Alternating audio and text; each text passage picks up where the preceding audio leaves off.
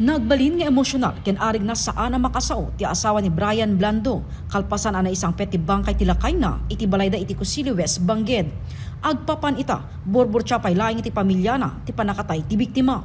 Imunan anak kita ti bangkay na iti kabanbantay na paset ti Sitio Dapulay, Poblacion Nueva Era, Ilocos Norte idi Sabado.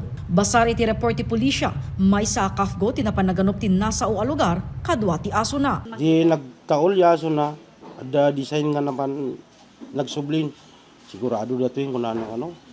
Hindi masidag. Matanawan na kanji ko ay di 2 meter lat ba ito yun. Matanawan na kanji sakat ti tao.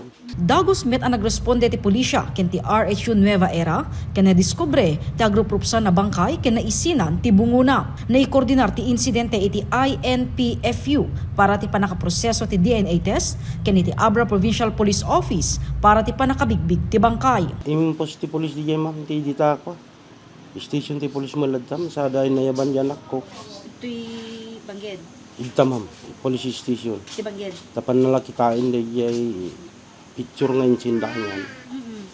So ngayon din nakita ti anak ko. Yung sigurado naman ito nga iso jasawa na naglasina na yalupot.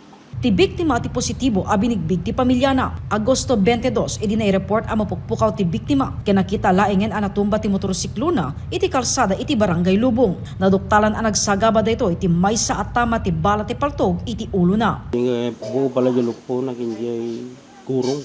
Ako ma'am, pinungoda. Binarutan da yung ngedesyo ti ko nanjay suko.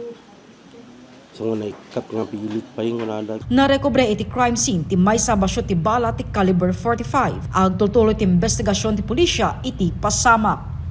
Jessica Boreta, Balitang Solid North.